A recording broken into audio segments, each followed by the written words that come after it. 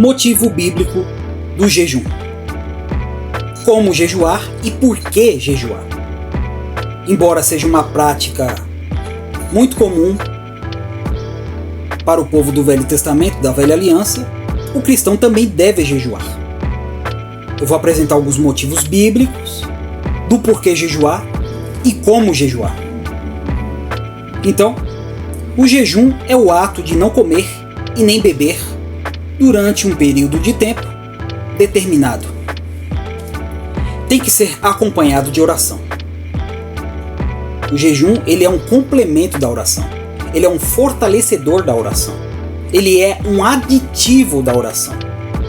Oração, por sua vez, é diálogo com Deus, é conversa com Deus. Seja através da mente, do pensamento, seja em voz alta, seja no local público, seja em particular. A oração é um diálogo, uma conversa com Deus que pode ser feito em qualquer lugar e a qualquer momento.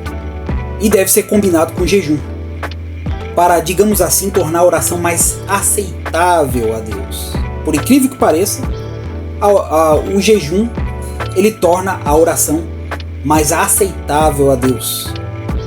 O jejum te ajuda a focar mais quando você está orando. E eu vou apresentar de forma bíblica, porque uma das coisas que a gente ouve é que fala que o jejum é para matar a carne. Em nenhum lugar da Bíblia vai afirmar isso. Isso não é bíblico. Isso é um pensamento que surgiu, mas ele não é bíblico. Embora pareça interessante, porque o argumento que dizem é que você está controlando mais as suas vontades naturais, você está domando mais a sua carne, a sua natureza humana, mas não há base bíblica para afirmar que o jejum tem essa função. Não é essa a função do jejum. A função do jejum é ser um complemento, é ser um aditivo, é ser um fortalecedor da oração, é tornar a oração mais convincente para Deus. O jejum é feito para Deus e não para nós. Ele é parte da adoração, ele é parte do culto para Deus e não para nós. Então, o primeiro erro já começa aí, a pessoa achar que está jejuando para matar a carne. Não, você está jejuando para Deus. O jejum é para Deus, não é para você. Assim como a oração, você faz para Deus e não para você mesmo. E o jejum, ele é um complemento da oração, ele deve ser feito junto com a oração. Não é algo à parte só para você ter uma dieta ou receber algum tipo de benefício de saúde porque você está se abstendo de alimento ou de bebida. Não, o jejum não é para isso, o jejum não é medicinal. Embora ele possa até ter um efeito medicinal, né, porque você vai estar desintoxicando o seu corpo, né, dos alimentos, da parte negativa dos alimentos, mas não é esse o objetivo do jejum. Não é para a sua saúde física, embora ele possa contribuir para a saúde física, mas não é. Nós estamos falando aqui do jejum para Deus, o jejum bíblico. O primeiro motivo do jejum: proteção contra o inimigo. O segundo livro de Crônicas, no capítulo 20, versículo 3 diz: Josafá ficou com medo e orou a Deus, o Senhor, pedindo socorro. Depois deu ordem para que todo o povo de Judá jejuasse. Então note aqui que a oração de Josafá, acompanhada com o jejum nacional, era para pedir que Deus livrasse dos inimigos. Então, o primeiro motivo do jejum que eu apresento aqui, já na Velha Aliança, começando ali pelo Velho Testamento, é que o jejum é feito para que Deus proteja nós dos ataques de pessoas hostis, dos inimigos, assim como uma nação estava prestes a atacar Judá, e Josafá, vendo a sua desvantagem militar e bélica diante dessa nação, correu para Deus, orou ao Senhor e jejuou.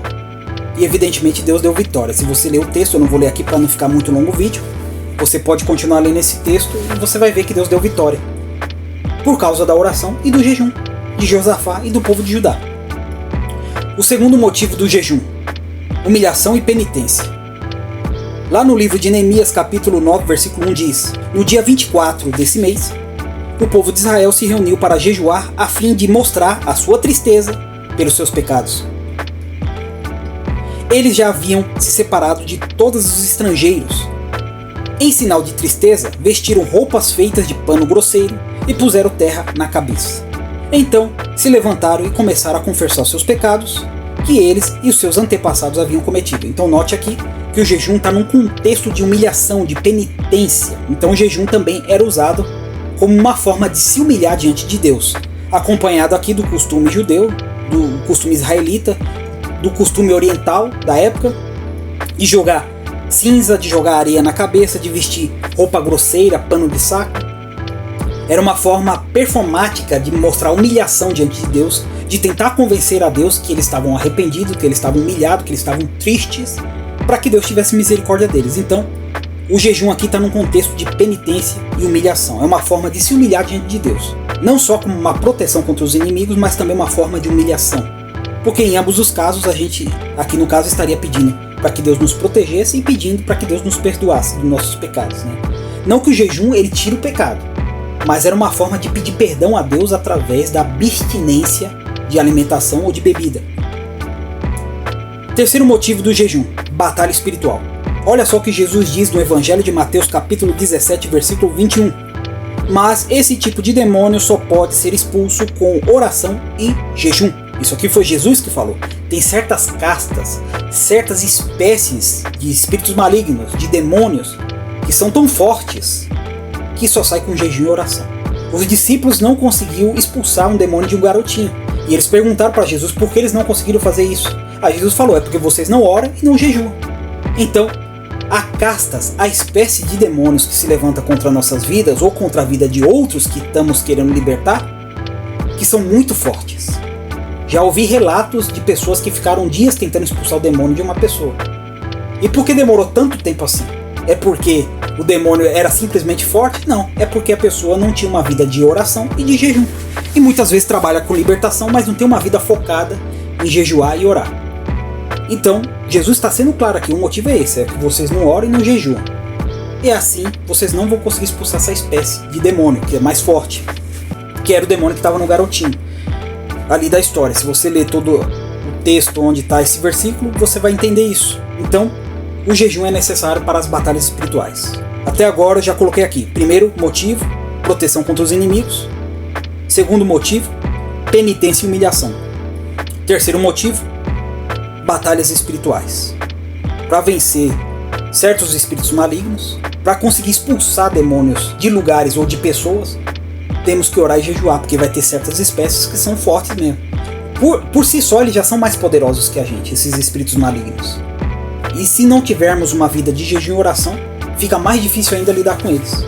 E o jejum no mundo espiritual ele é muito importante. Por isso que muitas das vezes o inimigo tenta atrapalhar você de jejuar e de orar.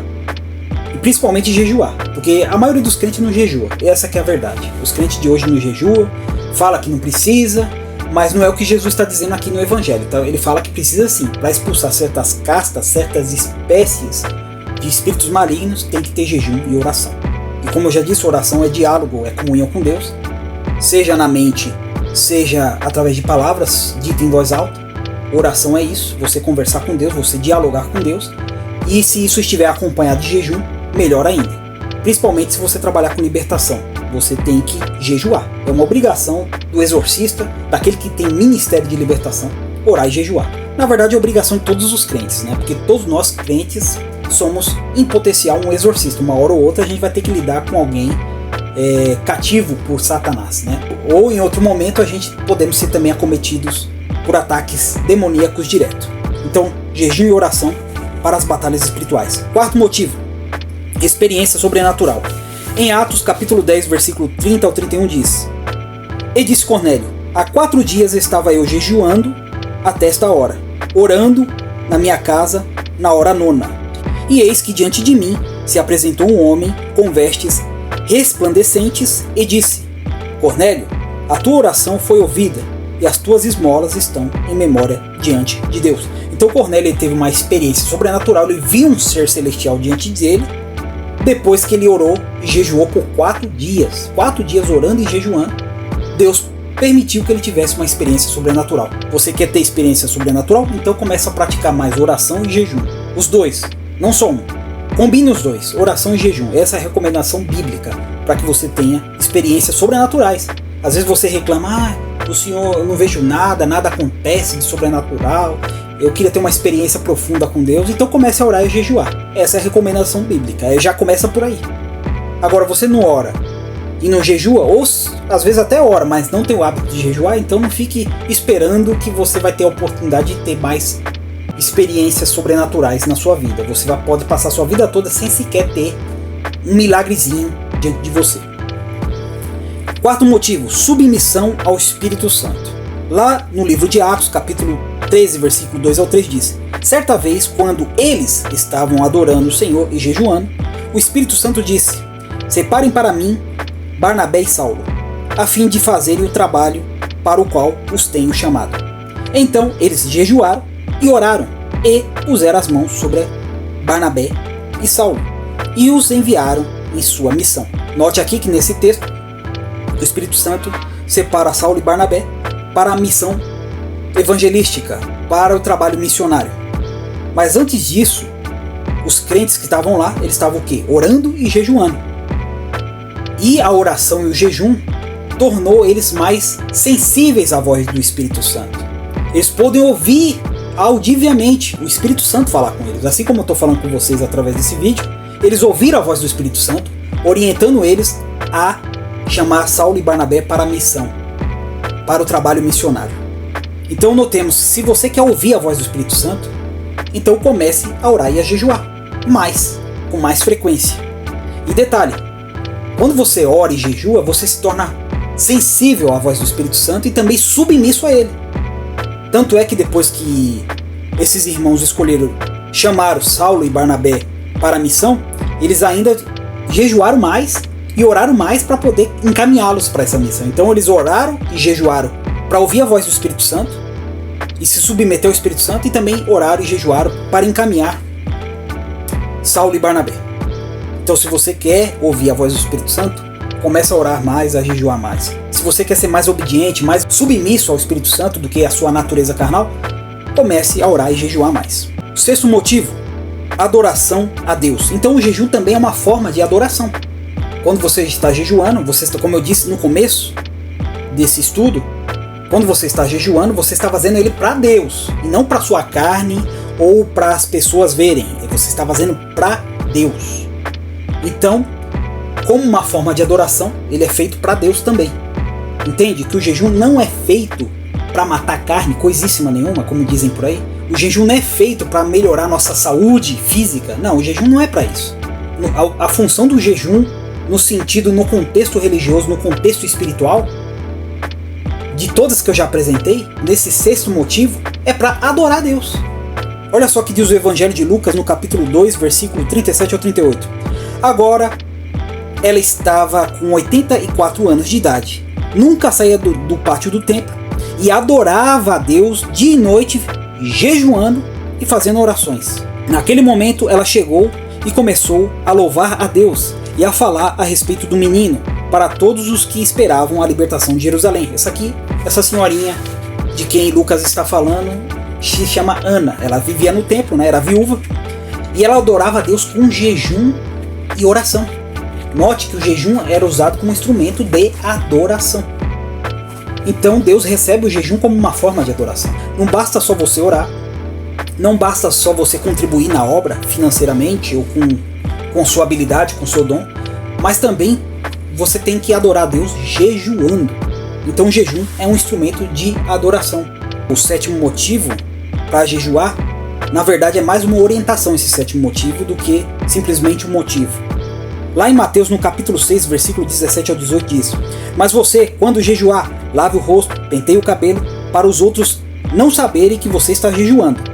E somente o seu pai, que não pode ser visto, saberá que você está jejuando. E o seu pai, que vê o que você faz em segredo, lhe dará a recompensa. Note, como eu já disse no princípio, o jejum não é feito para você. Você não faz o jejum por você. O que vai vir para você é a resposta da sua oração com jejum. Isso é para você, isso Deus vai te dar. Agora, quando você está jejuando, você está adorando a Deus. Você está se humilhando diante de Deus. Você está pedindo a Deus através do jejum. É uma forma de prece, é uma forma de adoração. E ele deve ser feito de forma discreta. Como eu disse, o jejum não é para autopromoção, para se aparecer, mas é de forma discreta. É Deus que precisa receber o seu jejum. Não é os homens, não é as pessoas, não é você. O jejum não é para você. Assim como o culto a Deus é para Deus, o jejum é para Deus, não é para você, não é para sua saúde. Como eu disse, ainda que você possa tirar algum benefício em termos de saúde física do jejum, quando você está fazendo jejum não é para sua saúde, e sim para adorar a Deus, para se humilhar diante de Deus, para ter experiências sobrenaturais com Deus, para expulsar demônios. O jejum é para isso, não é para você, é para Deus. Ponha isso na sua cabeça. Oitavo motivo, ou melhor dizendo, oitava orientação sobre o jejum. Não deve ser feito por legalismo ou autopromoção. Olha só o que está escrito em Lucas capítulo 18, versículo 11 ao 12.